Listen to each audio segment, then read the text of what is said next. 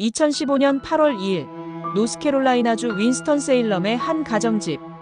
이 평범한 주택에서 벌어진 사건은 미국 전역의 뉴스 헤드라인을 장식하게 됩니다. 전직 FBI 요원이 사위인 제이선 코비를 야구방망이로 내리쳤다는 보도는 처음부터 충격적이었습니다. 하지만 더 충격적인 건 이 사건이 단순한 살인사건이 아니라는 것이었죠. 피해자 제이선은 아일랜드 출신으로 전 아내를 잃은 후 미국으로 이주했고 이곳에서 두 자녀를 돌보며 새로운 가정을 꾸렸습니다. 그의 재혼 상대는 바로 말리 마턴즈. 그리고 그날 밤 말리와 그녀의 아버지 탐 마턴즈는 그를 죽였고 그들은 자기 방어였다고 주장했습니다. 그런데 그 주장은 점점 허점이 드러나기 시작합니다. 제이선과 말리의 만남은 처음엔 우연처럼 보였습니다. 제이선은 아내 매그즈를 잃고 두 자녀를 홀로 키우던 중 말리라는 미국 여성을 만나 재혼을 선택했습니다. 말리는 제이선의 두 아이들에게 새엄마로 다가갔고 처음엔 그 역할에 충실해 보였습니다. 그러나 시간이 지나며 제이선의 자녀들과 말리의 관계는 점점 틀어지기 시작합니다. 아이들은 아버지와의 시간을 빼앗기고 있다고 느꼈고 말리는 제이선의 자녀들에게서 인정받지 못해 외로움을 호소했죠. 부부 사이의 갈등은 자녀 문제에서 시작됐지만 그 뿌리는 훨씬 더 깊은 곳에 있었던 것입니다. 제이선은 전통적인 가족 중심주의를 고수했고 말리는 자신의 의견이 무시당하고 있다고 느꼈습니다. 그날 밤 집안에는 팽팽한 긴장이 감돌고 있었습니다. 탐 마턴즈, 말리의 아버지는 부부의 불화를 걱정하며 딸의 집을 방문했습니다. 그는 오랜 FBI 경력으로 인해 딸을 지켜야 한다는 강한 책임감을 갖고 있었죠. 말리는 제이선이 자기를 위협했다고 말했고 탐은 침실 서랍에 넣어둔 야구방망이를 꺼냅니다. 사건의 진실은 여기서부터 엇갈리기 시작합니다. 그들은 제이선이 폭력을 쓰려 했기에 방어했다고 주장하지만 법의학적 증거는 제이선이 잠든 상태였거나 저항하지 않았다는 가능성을 시사합니다.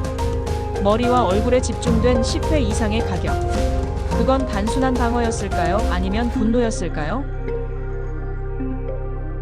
제이선과 말리 사이의 갈등이 절정에 이르렀던 그날 밤. 사건 이후 법정은 두 사람의 관계와 그 안에 숨겨졌던 갈등을 하나하나 벗겨냈습니다. 특히 주목을 받은 건 제이선의 두 자녀, 잭과 세러의 진술이었습니다. 처음엔 말리의 편에 섰던 아이들은 시간이 지나며 말을 바꾸었습니다. 아이들은 이렇게 말합니다. 우리 아빠는 화를 낼 줄 모르는 사람이었어요. 말리가 우리를 고립시키려 했어요. 이 진술은 단순한 감정의 문제가 아니라 법정에서 핵심 증거로 작용했습니다.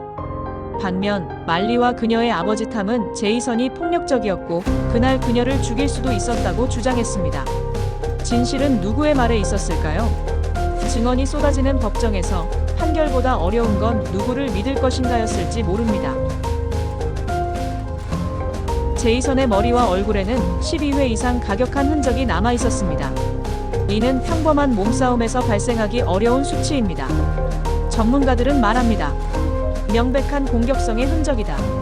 특히 탐 마턴즈는 야구방망이로 제이선을 때렸고 그 과정에서 제이선은 사실상 아무런 방어 흔적 없이 당했다고 합니다.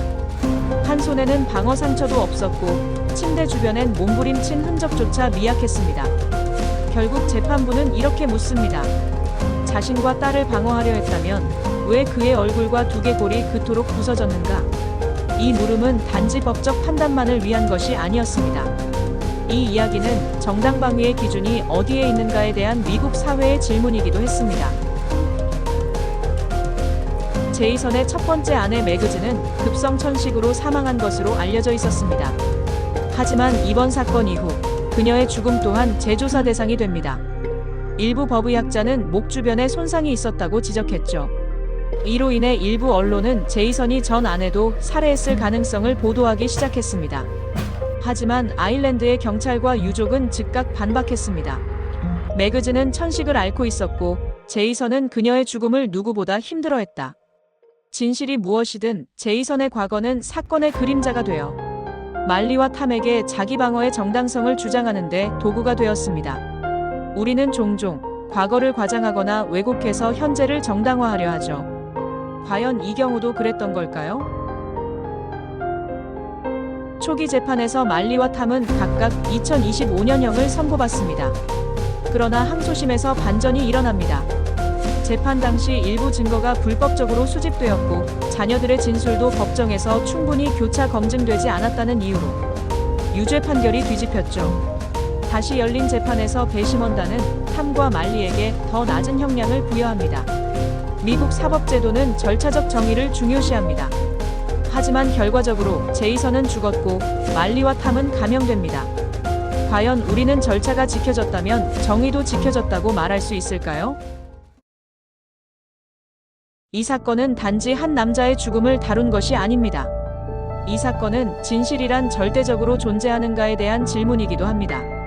말리는 여전히 자신이 위협을 받았다고 믿습니다. 제이선의 가족은 그가 그런 사람이 아니었다고 확신합니다. 그리고 우리는 그 사이에서 판단을 내려야 합니다. 폭력은 정당방위일 수도 있고 그저 분노의 표출일 수도 있습니다. 우리는 어느 입장에 설 것인가? 다큐멘터리 A 데들리 어메러컨 메리지는 이 질문을 우리에게 던지고 있습니다. 선택은 보는 이의 몫입니다.